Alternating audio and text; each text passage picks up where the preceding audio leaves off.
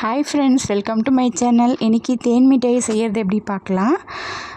சின்ன வயசில் நம்ம எல்லாருமே சாப்பிட்ருப்போம். அது பார்க்க ரொம்ப நல்லாயிருக்கும், டேஸ்ட்டும் நல்லாயிருக்கும். உங்களுக்கு உள்ள தேன் இருக்கும் இதில். இது நல்லா அரிசி ஒரு டம்ளர், உளுத்தம்பருப்பு ஒரு டம்ளர் எடுத்து நல்லா நைஸாக மிக்சியில் அரைச்சி அதை கொட்டியிருக்கேன்.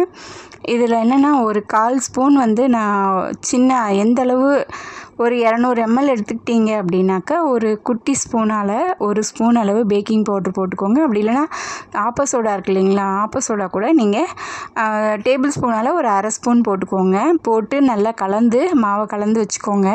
இப்போ நான் ஜீரா ரெடி பண்ணிடலாம். இது ஜீரா நான் சர்க்கரை ஒரு டம்ளர் எடுத்துகிட்ருக்கேன். ஒரு 1/2 டம்ளர் தண்ணி ஊற்றி உங்களுக்கு நல்லா சர்க்கரை கரைஞ்சி நல்லா கொதிச்சிட்ருக்கு. ஜீரா நல்லா திக்காக எடுக்கணும். உங்களுக்கு பாகு கொஞ்சம் திக்கான பாகாக இருக்கணும். ஏன்னா மேலே சர்க்கரை பூத்தா மாதிரி ஆகிடும் மறுநாள் பார்க்கும் பொழுது.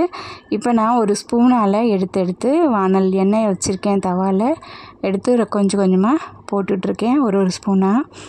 அப்புறம் நான் கையாலேயும் போட்டுக்கலாம். உங்களுக்கு ஸ்பூன் வாட்டம் வரல அப்படின்னா கையாலே கூட எடுத்து கொஞ்சம் கொஞ்சமாக கிள்ளி போட்டுடலாம். இப்போ நான் சர்க்கரை பாவில் கொஞ்சமாக கலர் பவுடர் சேர்க்குறேன். உங்களுக்கு கேசரி பவுடர் சேர்த்துருக்கேன்.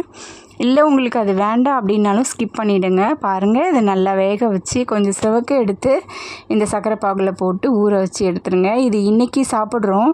இதை அப்படியே வச்சு நாளைக்கு சாப்பிட்டிங்கன்னா இந்த ஜூஸியாக இருக்குது இல்லைங்களா, இதெல்லாம் அப்படியே உள்ளே கோத்துக்கும். உங்களுக்கு உள்ளே தேன் வந்துடும். இந்த மேலே சர்க்கரை பூத்தாப்பில் மாதிரி ஆகிடும். உங்களுக்கு சர்க்கரை பூத்து இருக்கும்.